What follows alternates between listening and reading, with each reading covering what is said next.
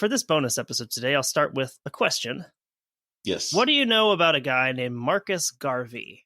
I know he was an influential person in like African American rights and that kind of thing. And I don't even know about rights, but more like establishing like business type things, right? Like kind of competing with the powers that be and that kind of thing. I don't know a ton, but it's definitely a name that I know comes up quite a bit. You'll see it in some Twitter discourse from time to time. He's interesting because in kind of early-ish 20th century America, his name gets thrown around kind of almost in the same way that you'd hear the word communism thrown around in, the 50s and 60s, this idea of Marcus Garvey and Garveyism kind of as a watchword for anything that, the Black Americans are doing to sort of secure their own rights. So we'll talk a little bit, quite a bit about him and kind of his ideas today, because we are talking about the Black Star Line. Interesting.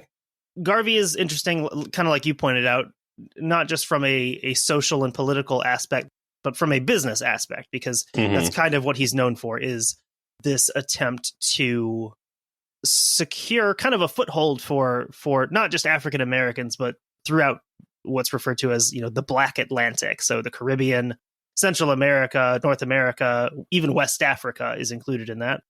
I think what's interesting there is like, okay, you can have all the rights, you can have the same schools and all that, but if you're shut out of the business world, especially in capitalism, right? Like if you're shut out of the business world, you're not really equal because you're never able to establish security, essentially. That's kind of the interesting thing about reading the history of not really just the civil rights movement, but the Pan-African movement in the early part of the 20th century, where people are wrestling with these ideas of, okay, we've ended actual slavery. That's been gone for several decades at this point. Now what? The Constitution says that everyone's equal, but in practice, obviously that's not the case. What are we going to do about it? Do we reform the system, or do we try to get more Black Americans into the system? Or should we build a parallel system that works just like the main system that runs alongside of it?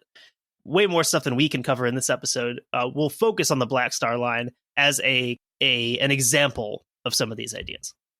Yeah, I think it's interesting that there are a lot more ideas kicked around back at this point where, there's even some minority people are like, well, separate but equal actually sounds fine because we'll just do this ourselves. And but unfortunately, when you're not allowed to compete and there's never the cards are always stacked against you, like you're never going to be equal in that environment. When the dominant group is writing all the rules to the game, it probably won't pay off to try to get really good at the game because they can always change those.